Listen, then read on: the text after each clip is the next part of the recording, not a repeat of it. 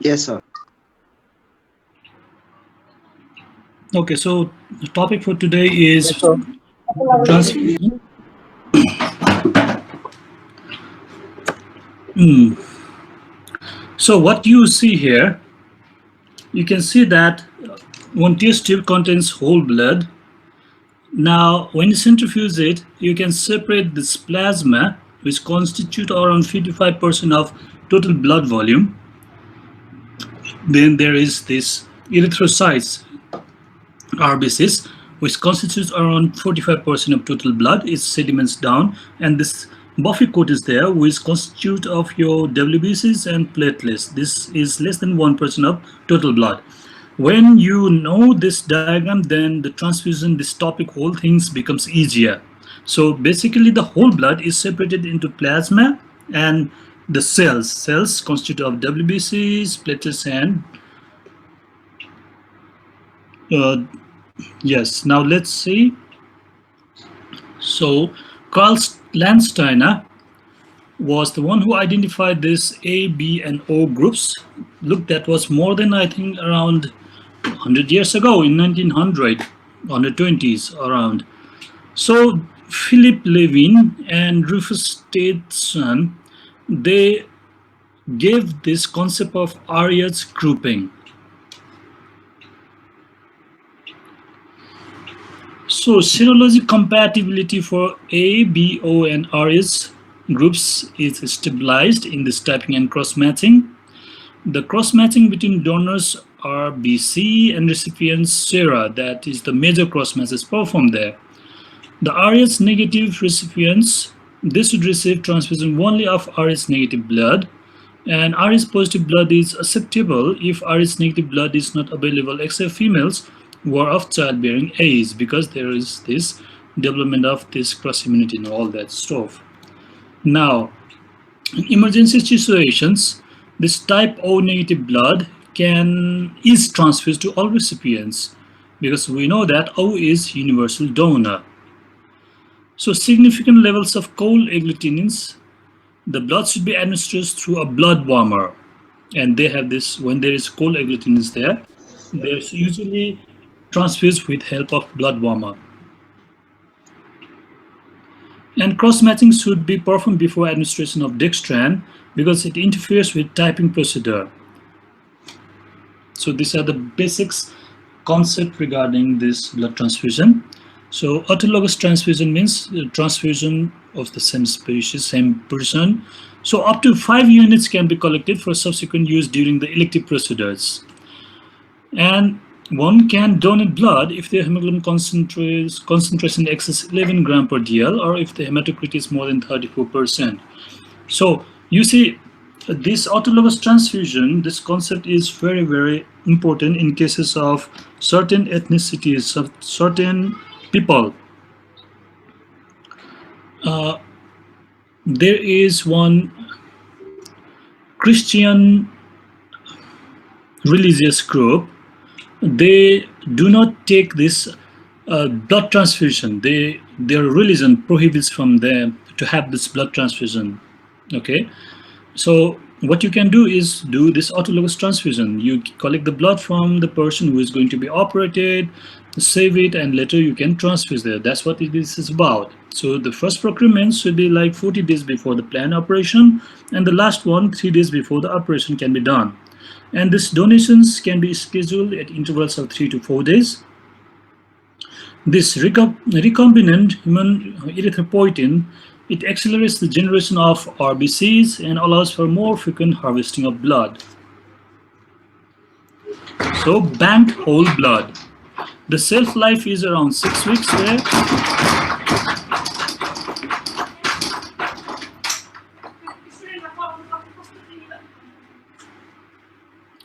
And 70% remains in circulation for 24 hours. During storage, this reduction of intracellular ADP and 2,3-diphosphoglycerate, this alters the oxygen dissociation curve of hemoglobin and results in decrease in oxygen transport. That's what happens in your storage of this whole blood. So Progressively, this becomes acidotic with the levels of lactate, of potassium and ammonia increasing. Fresh whole blood. So the blood that is administered within 24 hours of its donation is known as fresh whole blood. This improves outcome in patients with trauma-associated coagulopathy in combat situations like in war zones, and it has greater coagulation activity than equal units of component therapy. So packed RBC and frozen red blood cells. These are usually prepared by removing the most of the supernatant plasma after centrifugation. It reduces but doesn't eliminate this reaction caused by plasma components. It reduces the amount of sodium, potassium, lactic acid, and citrate. So when you freeze these RBCs, theoretically the viability should increase as the ATP and 2,3-diphosphoglycerol concentrations are maintained.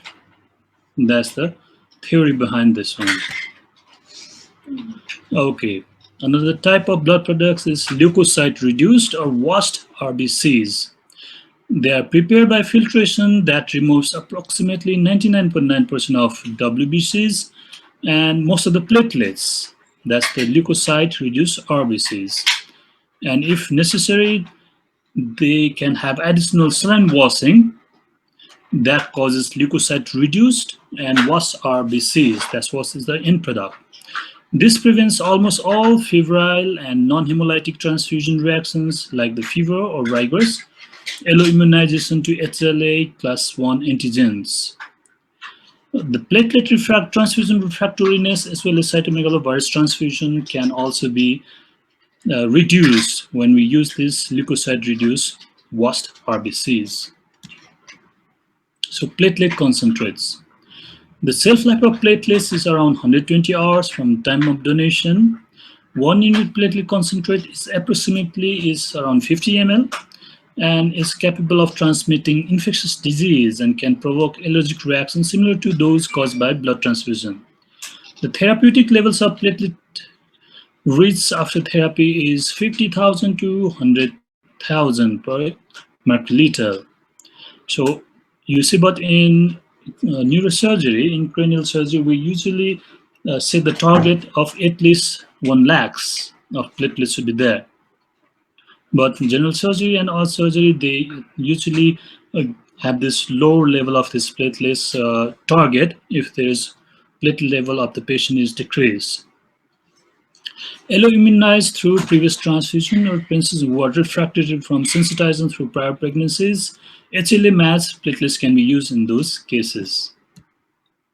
So fresh frozen plasma. So this is prepared from freshly donated blood and source of vitamin K dependent factors is only the source of factor 5. So infectious risks are similar to those of other component therapies, and is also used in damage control resuscitation in patients with trauma-associated coagulopathy. Aaron, can you close the door, please?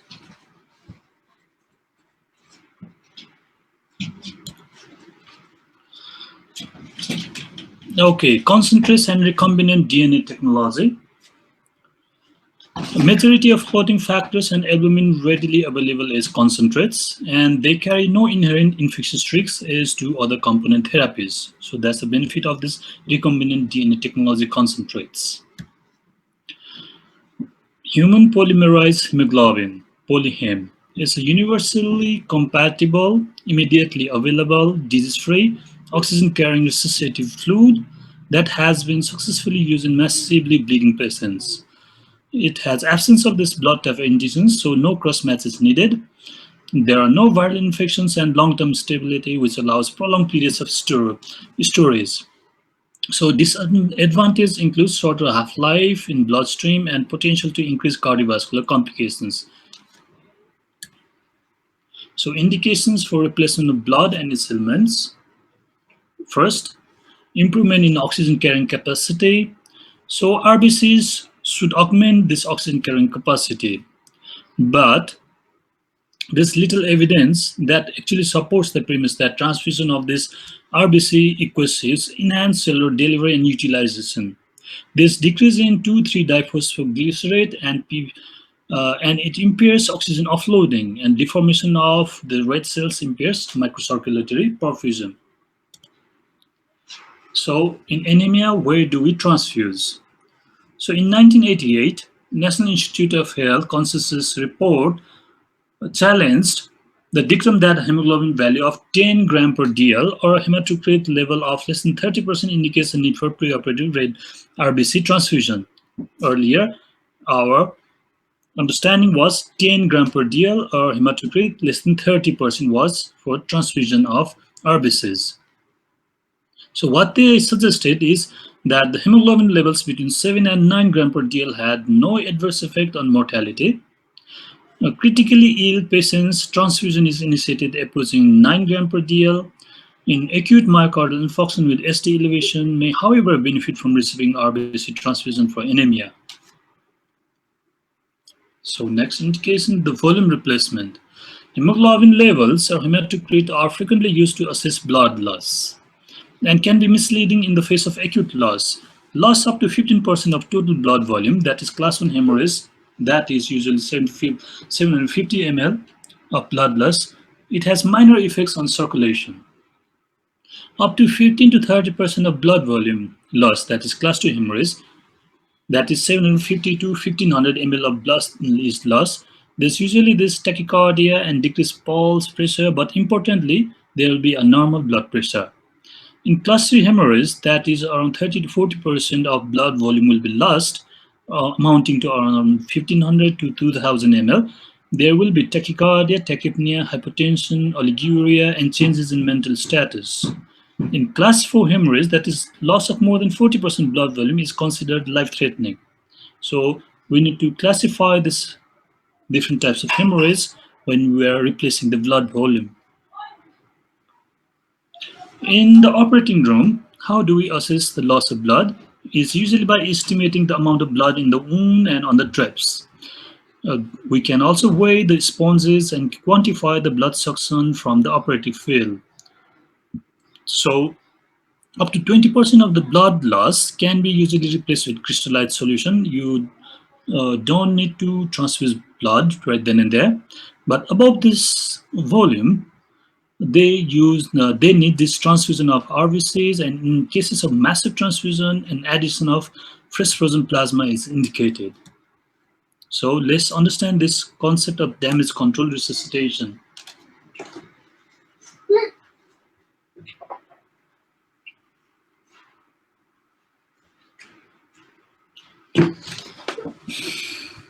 So resuscitation algorithms are based on sequence of crystalloids followed by RBCs, then plasma and platelet transfusion, and had been widespread use since the 1970s. So algorithm is usually the crystalloid followed by RBC, plasma and platelets.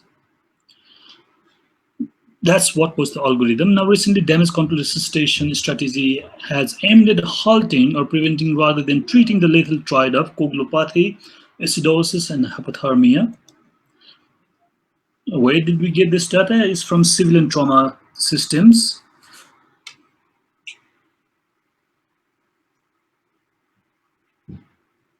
So patients receive a massive transfusion, generally defined as the administration of 10 or more units of packed RBCs within 24 hours of admissions. That is the massive transfusion.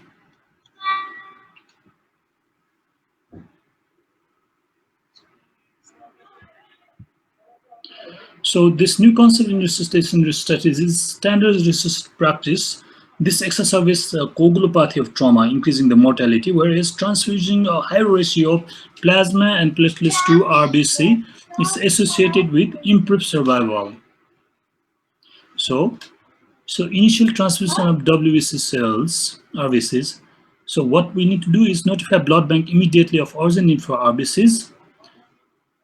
O negative on cross match can be transfused because available immediately as soon as possible. Switch to O negative for females and O positive for males. Then type specific on cross match available in approximately 5 to 10 minutes.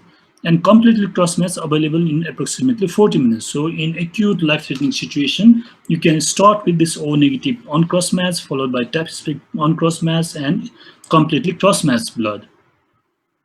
So blood sample must be sent to the blood bank for typing and cross-matching. The emergency release of blood form must be completed.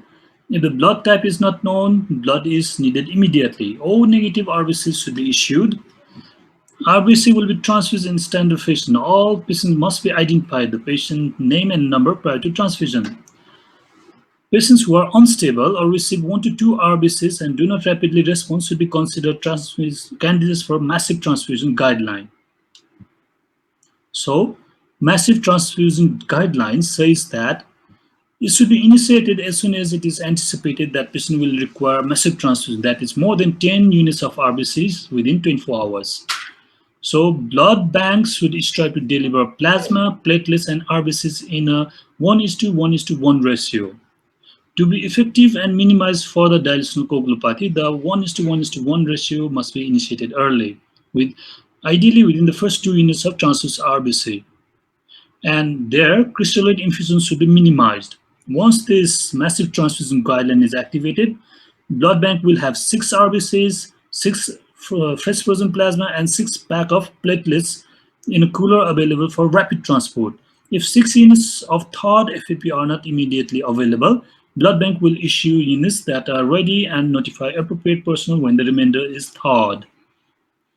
So, goal is to make 1:1:1 ratio of plasma, platelets, and RBC. And once initiated, this massive transfusion will continue until stopped by attending physician. And this massive transfusion protocol should be terminated once the patient is no longer actively bleeding. And there will be no blood components will be issued without a pickup slip with the recipient's medical record number and name. So basic lab test should be drawn immediately in this MTG guidelines on emergency department arrival and optimally perform on point of care devices so that it can be timely delivered in relevant when the relevant information to attending clinicians is done.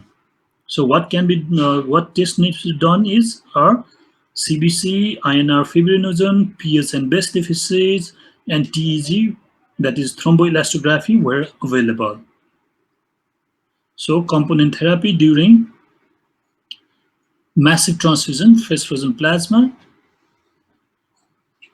As we said earlier, every 6 units of RBC cells gives 6 units of FFP, 1:1 ratio. Platelets. For every 6 units of RBC and platelets, give 1 pack of platelets. So 6 random donor platelets pack, 1 apheresis platelet unit, keep platelet counts more than 1 lakhs microliter per liter during this active hemorrhage control. So cryoprecipitate. After first 6 units of RBCs, the fibrinogen level should be checked, and if it is more than 100 mg per dl, 20 units of cryoprecipitate, that is 2 gram fibrinogen, should be given, and it should be repeated as needed depending on fibrinogen level. So the point of care there is 6 units of RBCs, 6 units of FFP, then there is this platelets given to maintain the platelet count of 1 lakh, then cryoprecipitate should be given if this fibrinogen level is more than 100 mg per dl. Okay, now let's talk about transfusion-related complications. So, non-hemolytic transfusion reaction, that is febrile. Sign and symptoms can be fever, occurs in 0.5 to 1.5% of transfusions because of the cytokines. And how to prevent? Use leukocyte-reduced blood. Bacterial contaminations will result into high fever and chills, and there will be hemodynamic changes, sometimes leading to DIC, emesis, diarrhea, and hemoglobinuria. Frequency is less than 0.05%, and it can occur in 0.05% of platelets. Mechanism is infusion of contaminated blood. So prevention, platelets less than 5 days. Allergic reactions can result in rash and hives, can occur in 0.1 to 0.3% of units. So why that occurs is because of soluble transfusion constituents. So how to prevent that? Provide antihistamine prophylaxis. Okay, TACO, that is transfusion-associated circulatory overload. It can result in pulmonary edema, 1 is to 200 or 1 is to 1,000 of transfused patients. This transfusion-associated circulatory overload can occur. Why that occurs is because of this large volume of blood transfused into an older patient with congestive heart failure. So how to prevent that? Increase the transfusion time. You can give diuretics and minimize associated fluids. TRALI, that is transfusion-related acute lung injury. It occurs within 6 hours, results into hypoxemia. There might be bilateral infiltrates and tachycardia and hypotension. Why that occurs is because this anti-HLA or anti-HNA antibody in transfused blood attacks the circulatory and pulmonary leukocytes. All right. So hemolytic reactions can be acute or delayed, that is 2 to 10 days. In acute hemolytic reactions, there might be fever, hypotension, disseminated intravascular coagulation, hemoglobinuria, hemoglobinemia, and renal insufficiency. So frequencies over there. Why that occur is transfusion of ABO incompatible blood or preformed immunoglobulin M antibody to ABO antigen. So how to prevent that? Transfuse appropriately matched blood.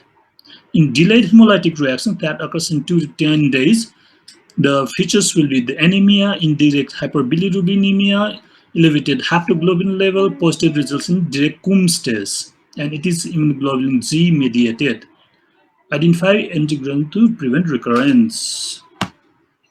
So complications of transfusion is related to blood-induced pro-inflammatory responses occur in around 10% of all transfusion, but less than 0.5% are serious.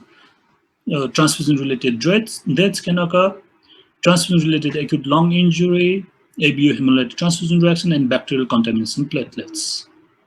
Non-hemolytic reactions, that is febrile non-hemolytic reactions, they're defined as the increase in temperature of more than 1 degree centigrade associated with transfusion are fairly common, approximately 1% of all transfusion. Preformed cytokines in the donated blood and recipient antibodies reacting with the donated antibodies are postulated causes. Bacterial contaminations of infused blood is rare. Gram-negative organisms like Yersinia intercalatica, Pseudomonas species, which are capable of growth at 4 degrees centigrade, are most common cause.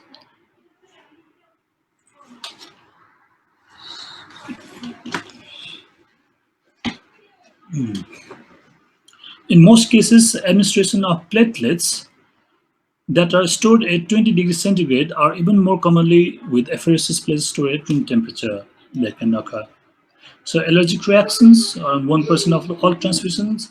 As we discussed earlier, rash, urticaria, fever within 60 to 90 minutes of the start of transfusion caused by transfusion of antibodies from the hypersensitive donors or the transfusion of antigens to which the recipient is hypersensitive.